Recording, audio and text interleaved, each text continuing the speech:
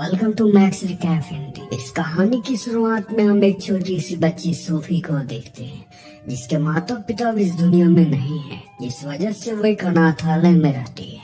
Sophie को नींद न आने की बीमारी है, इसलिए वो रात रात भर जागी रहती है और अनाथालय में घूमती रहती है। सोफी के साथ वहाँ जितने भी बच्चे होते हैं, उनका मानना होता है कि रात को एक झोली वाले बाबा आते हैं और बच्चों को उठाकर अपने साथ ले जाते हैं और उन्हें मारकर खा जाते हैं। अब एक रात जब सभी सो रहे होते हैं, तब सोफी को विंडो के पास से कुछ आवाजें आती है। सोफी जाकर विंडो से देखती है तो बाहर उससे कुछ बिल्लियां दिखती है जो आपस में ही लड़ रही होती है और उनके लड़ने की वजह से डस्टबिन गिर जाता है। सोफी विंडो के पास खड़ी ये सब देख रही होती है और तभी घर के पीछे से एक बहुत ही बड़ा हाथ आता है और उस गिरे हुए डस्टबिन को उठाकर अच्छे से रख देता है। इसके बाद हम देखते हैं कि बिल्डिंग के पीछे से एक बहुत ही बड़ा दैत्यनुमा जायंट बाहर आता है और वो सोफी को देख लेता है। सोफी भी उसे देख चुकी होती है। वो डर कर अपने बिस्तर पर चली जाती है और अपने आप को छुपाने लगती है, पर वो जायंट अपने बड़े से हाथ को अंदर डालकर उसे उठाकर अपने साथ ले जाता है। वो जायंट इंसानों की नजरों से बचता हुआ जा रहा होता है। वो नहीं चाहता है कि कोई भी इंसान उसे देख ले। वो इंसानों को देखकर कई अलग अलग तरीकों से अपने आप को छुपाता है। जब भी कोई इंसान या गाड़ी उसके सामने आता है, तो वो अपने आप को कभी एक लैंप पोस्ट में ढाल लेता है, तो कभी अपने आप को एक ट्री के रूप में बदल लेता है और ऐसे वो इंसान उसे बचते बचाते उनसे काफी दूर आ जाता है और कई जंगल, नदियां, पहाड़ों को पार करते हुए घने बादलों के बीच से होते हुए एक अलग ही दुनिया में आ जाता है। और ये दुनिया जायंट्स की दुनिया है, यानी कि यहाँ सिर्फ जायंट्स ही रहा करते हैं। जायंट सोफी को अपने घर ले आता है। उसका घर बहुत ही विशाल होता है। सोफी इतने बड़े घर को देखते रह जाती है क्योंकि आज से पहले उसने कभी भी इतना बड़ा घर नहीं देखा था। वहाँ की हर एक चीज जायंट के जैसे ही बड़ी थी। जायंट के घर के सारे सामान सोफी के लिए बहुत ही बड़े थे। सोफी वहाँ से भागने की कोशिश करती है। इस पर जायंट उससे कहता है कि यहाँ से भागने की सोचना भी मत, यहाँ से भागने का कोई भी रास्ता नहीं है। बेहतर होगा कि तुम चुपचाप मेरे ही पास रहो। सोफी उससे डर रही होती है। वो जायंट काफी बूढ़ा होता है और इस समय वो जायंट अपने लिए खाना बना रहा होता है। वो सोफी को अपने पेट पर रख देता है और कहता है कि मुझे बहुत ही जोरों की भूख लगी है। भूख के मारे मेरी जान ही निकल रही है। सोफी को लगता है कि वो उसे ही खाने वाला है। तब सोफी को और भी जायंट्स की आवाजें सुनाई देती है। वो उस बूढ़े जायंट से पूछती है कि क्या यार तुम्हारे अलावा भी और भी जायंट्स हैं? इस पर वो बूढ़ा जायंट उससे कहता है कि जी हाँ बिल्कुल है, और वो भी बहुत ही खतरनाक है। वो कैनिबल है। वो इंसानों को जिंदा चबा जाते हैं, उनके खाने नोच डालते हैं। मैं तो कुछ भी नहीं हूँ उनके सामने। वो तो मुझसे भी काफी बड़े और ताकतवर है। ये सुनकर सोफी काफी डर जाती है। वो जायंट से पूछती है कि क्या आप भी मुझे खाने वाले हो? वो जायंट कहता है कि नहीं, मैं इंसानों को नहीं खाता, मैं इंसानों को मार डाल रहा हूँ। माफ करना, ये एक मजाक था। मैं उन जैसों में से नहीं हूँ। मैं शाकाहारी हूँ, मैं इंसानों को नहीं खाता। ये बूढ़ा जायंट सिर्फ सब्जियाँ ही खाता है जो स्वाद में बहुत ही बेकार होती है। सोफी उससे पूछती है कि तुम फिर मुझे यहाँ आखिर क्यों लेके आए?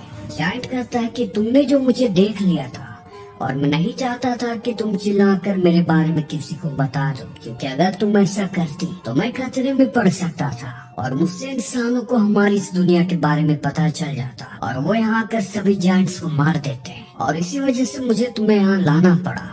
और अब से तुम जान लो कि यही तुम्हारा अपना घर है। तुम्हें जिंदगी भर मेरे साथ ही यहीं रहना होगा। सोफी कहती कि नहीं, मैं यहाँ नहीं रह सकती, मैं यहाँ से भाग जाऊंगी। इस पर जायंट उससे कहता है कि ये गलती भूल कर भी मत करना। अगर किसी जायंट ने तुम्हें देख लिया तो वो तुम्हें मारकर खा जाएगा। अब जायंट सोफी को एक ऊंची जगह पर रख देता है ताकि वो भागने की कोशिश ना करे और कहता है कि ये तुम्हारे सोने का समय है। पर सोफी को नींद कहाँ आती। जायंट जो जो कर रहा होता है सोफी सब देख रही होती है। तब सोफी देखती है कि वो अपने बैग से बड़े बड़े बोतल निकालता है जो काफी चमकदार होती है। सोफी उससे पूछती है कि ये क्या चीज है जो इतनी तेज चमक रही है? वो जायंट उसे बताता है कि वो ख्वाब है, सपने हैं। सोफी कहती है कि ये सपने मेरे कोई भी काम के नहीं है, क्योंकि मुझे तो नींद ही नहीं आती है। सोफी को ले आते वक्त उसके पास एक किताब थी जिसे जायंट देखता है और उसे पढ़ने लगता है। उस किताब में कई अच्छी अच्छी कहानियाँ थी।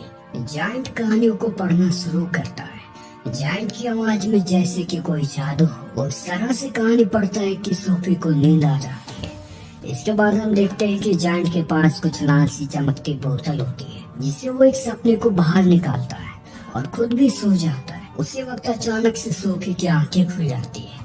वो देखती है कि वो बूढ़ा जायंट सो रहा है, इसलिए वो मौके का फायदा उठाकर वहाँ से भागने लगती है। पर जब वो भाग रही होती है तभी एक बड़ा सा जायंट उसे पकड़ लेता है, और ये जायंट उस बूढ़े जायंट से भी कई ज्यादा बड़ा होता है। ये जायंट सभी जायंट में काफी विशाल होता है। सोफी उससे काफी रिक्वेस्ट करती है, पर वो सोफी की नहीं सुनता और उसे खा जाता है। तभी सोफी जग जाती है। दरअसल सोफी का एक सपना था।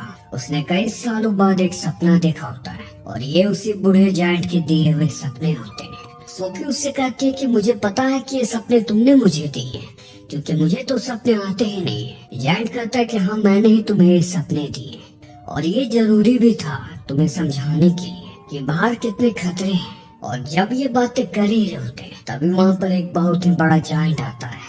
वो अंदर आकर उस बूढ़े जायंट से पूछता है कि बताओ तुम किससे बात कर रहे थे चिरकुट? यहाँ पर तो कोई भी नहीं है। दरअसल वहाँ जितने भी बड़े जायंट होते हैं वो सब इस बूढ़े जायंट को चिरकुट कहा करते हैं, क्योंकि ये उनसे साइज में काफी छोटा होता है। बूढ़ा जायंट कहता है कि मैं किसी से बातें नहीं कर रहा था, मैं तो बस किताब पढ़ रहा था। और इधर सोफी उस जायंट से छिप रही होती है कि कहीं वो उसे देख ना ले। जायंट के हाथों में चोट लगी थी, इसलिए उस बूढ़े जायंट से अपनी जख्म पर मलहम पट्टी करने को कहता है। और जब वो बूढ़ा जायंट ऐसा कर रहा होता है तभी उस बड़े जायंट को इंसान की खुशबू आ जाती है। वो कहता है कि तुमने मुझसे झूठ बोला, यह जरूर कोई इंसान है। वो सोफी को चारों तरफ ढूंढना शुरू कर देता है।